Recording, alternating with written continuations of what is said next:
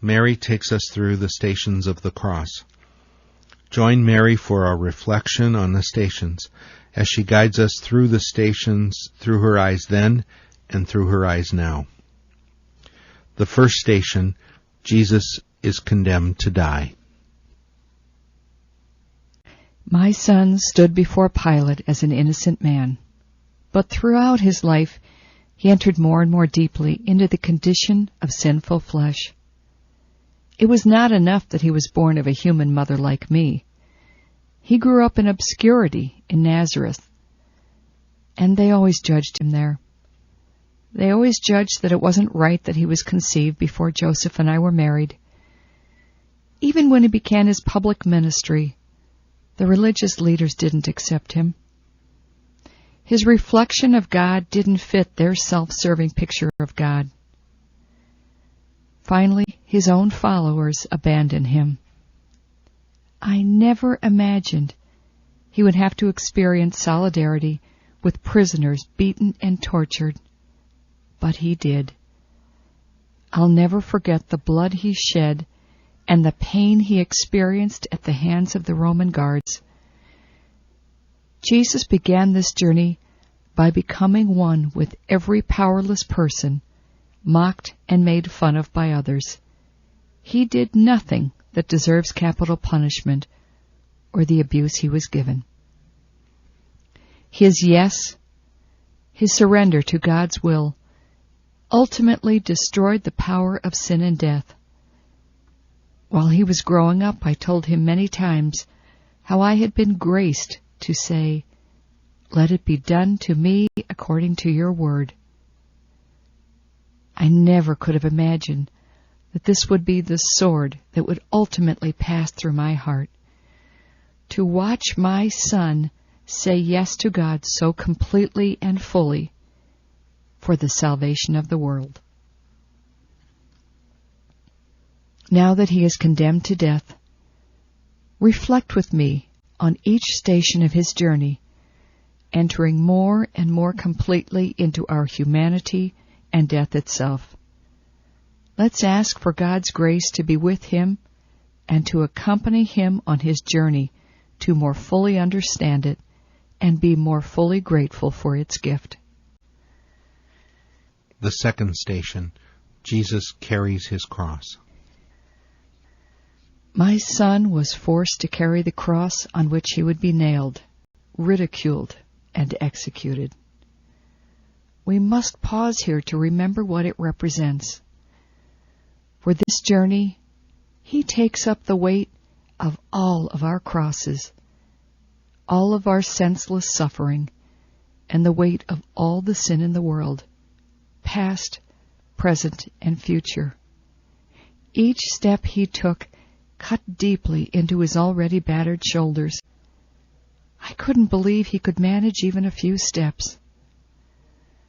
We can look back now and remember that this is all for us. Each of us can say it was for me. As we imagine each step he takes, we can pause now to say thank you in our own words, deep in our hearts. The third station, Jesus falls the first time. I can barely express to you what it was like to see my son fall under the weight of that cross. Everything within me wanted to make them stop. This was already too much, but there was nothing I could do but watch him lay on the ground. Of course, I now know that if he was to enter completely into our lives, he would have to surrender to the crushing weight of the burdens so many in their world suffer. All the people of the earth who are overcome by unfair burdens will always know that laying there on the ground, Jesus knew and would always understand their powerlessness. Unable to get himself up, he entered into and forever understands our fatigue and whatever unfairly defeats us. I understand your sorrow and feeling of guilt at reflecting on my son's way to Calvary. Please, just be grateful My Son simply wants us to remember how He loved then and loves us now. This is all about His mercy and the gift of life we have in Him. The fourth station, Jesus meets His mother. As I pushed and shoved to move through the crowds to be as close to my son as I could, we came to a place in the road where he stopped. He saw me, and we looked into each other's eyes. I didn't want him to see my tears or know my pain, but I long ago accepted how thoroughly he knew me. The love from my heart poured out into the only embrace I could give him. My lips quietly said the prayer he taught us. Father, may your kingdom come, and your will be done, on earth as it is in heaven. He nodded so slightly, took a deep breath, and moved on up the hill. The sword passing through my heart had blessed his mission, and I knew he knew it. Thank him with me even now that he took up that mission for us. Thank him that he has tasted the separation and loss that every person in the world knows who has lost a loved one. And he has understood the heart of every loving mother who grieves at the suffering of her children. He has become so completely one with us. The fifth station, Simon helps Jesus carry his cross. Now reflect with me on what it must have been like for my son to simply not be able to carry the cross any further alone. I was so relieved that he was getting help at the time, even though my heart went out to Simon, who was drawn into Jesus' journey. As we look back, we can give thanks that Jesus entered into our lives. Even in this gesture of help, Jesus came to know the experience of all of us who must depend upon others who can't make it alone. Even in this final journey, Jesus would not even have the satisfaction of being able to do this on his own. Let's pause for a moment to express to him now whatever is in our hearts. The sixth station, Veronica wipes the face of Jesus. I can't describe his face with the blood and the sweat and the bruises and swelling from beatings. As a mother, I can hardly tell you that there was even spit on his face. It was the face of solidarity with all who have ever experienced abuse and violence. Then, out of the crowd came a woman whose compassion for my son was so great that she pushed past the Roman soldiers and wiped his face with her veil. Oh, how I loved her for that. The look between them touched me deeply. His clean face, for a moment, revealed the loving face of the son I loved. As he smiled at the woman and continued on the journey, those of us nearby looked at her veil and saw the gift he gave her. There on her veil was a stunning likeness, a true icon of the cost of his sacrifice and the depth of his solidarity with all who suffer. This image is his gift to us forever, to always contemplate his likeness, his union with us in our worst rejection and suffering. As you remember with me how his face was so covered with punishment and violence, let us give thanks for his solidarity with us in every aspect of our lives. The seventh station, Jesus falls the second time. When my son fell the second time, my heart sank as he seemed to just lose control and stumble and crumble to the ground. The way he fell to his knees on the hard stones, I could feel the jarring pain through my whole body.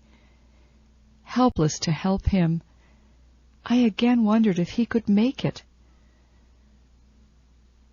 As I look back with you today, I imagine that this fall placed him together with people with disabilities, with people suffering from all kinds of physical diseases that weaken them, and with all who are aging and must confront the limits of their bodies.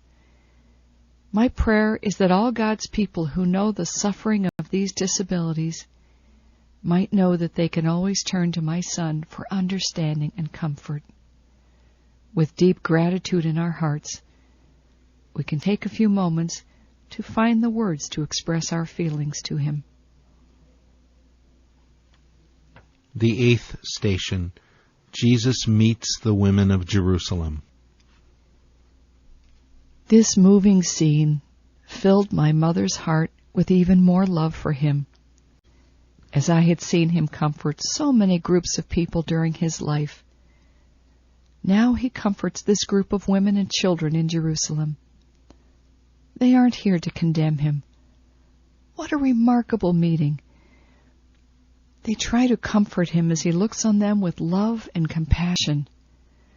During his ministry, he had come to grieve for Jerusalem. Now my son gives them a special mission. Soon they would understand that this suffering they witnessed so closely was for them. Soon they would witness the suffering of Jerusalem and have their chance to bring their compassion and faith to their children and the people of their city. It is good to reflect here with him on the mission each of us has that can be shaped by this encounter with his suffering, death, and resurrection for me. Thank him for this brief time to recall the gift we have received. The 9th station. Jesus falls the 3rd time. I will always remember this final fall. Having endured such a beating and having lost so much blood, my son simply collapses. I saw him lay there on the ground and I thought he was dead. His arms spread out, his face in the dirt. Jesus found himself in solidarity with all who fall in any way. Contemplating how the soldiers roughly pulled Jesus up and made him take the last steps to Calvary, take a few moments to speak with him, expressing your gratitude for his understanding for our every weakness or the failure you have ever experienced. The 10th station. Jesus is stripped. The sword passed through my heart again to watch my son so violated this way. They intended to shame him even more by executing him naked. They simply had to strip him of any dignity a human being could have left. I remember looking at this body I had bathed and cared for, now with all his wounds reopened and bleeding, so exposed for everyone to see.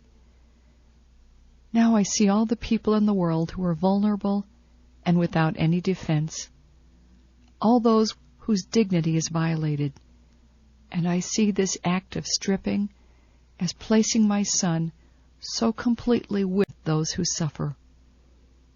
His incarnation was about to be complete. Please pause to express what is in your heart and to give him thanks that this is all so you might be free from the power of sin and death. The 11th station. Jesus is nailed to the cross. Today, as I remember him lying on the cross, with his arms outstretched, it's the sound of the hammer hitting the nails that stays with me. I remember pulling the first of many wood splinters from his fingers as a child working in Joseph's shop. Against his precious hands and wrists that touched and healed so many, a nail was placed, and a hammer pounded the nail through his flesh and into the wood of the cross. The sound, metal against metal, that ring, the look on his face, the spasm of his whole body, I will never forget. Then the other hand, and finally his feet are nailed to the cross. Spend some time with him now, imagining how they lifted him up on the cross, nailed there, that we might be free. The 12th station. Jesus dies on the cross. The sword of helplessness split my heart in two as I watched him struggle to breathe, pulling himself up to let the air out of his lungs. With incredible courage and compassion, he spoke of mercy and love. There on that cross, he gave me to John and gave me to the Spirit-filled church that would be born on Pentecost. Then, after he gave himself into God's hands one last time, he took his last breath and he died. It is unforgettable to watch life leave the body of someone you love. At the foot of his cross today, listen to my son tell you of his love for you. Speak to him from your heart. The 13th station. Jesus is taken down from the cross. We waited what seemed like a long time before we had permission to take his lifeless body off that cross. And it took so long to remove the nails and to finally lower his body to the ground. Someone removed that horrible crown of thorns from his head. They pulled his hair back and wiped his face clean before letting me hold his body one last time. He had been given to me for only a brief time. When he left home 3 years before, I was so proud of him and excited to experience what God would do through him. There at the foot of the cross, my heart torn by grief, but always trusting in God's promise, I asked only to be God's servant for what was ahead. After the ascension, when we would gather in homes for the breaking of the bread, I again held his broken body in my hands, now full of consolation that his promise was fulfilled. He would always be with us. Let yourself join me in receiving this mystery of the death of Jesus, being so real and complete.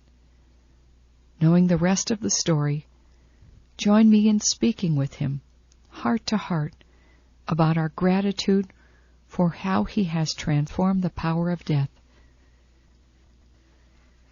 The 14th station. Jesus is laid in the tomb.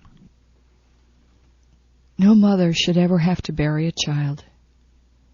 Just a short time before this day, Jesus looked into Lazarus' tomb. He must have known he would be laid in a tomb like that soon. And when he thanked God for hearing his prayer, he must have known that the Father who sent him would give him life that would never die. In just a few days, this tomb would be empty and forever a sign of Jesus' surrender to the forces of sin and death for us. As we picture this scene, let us place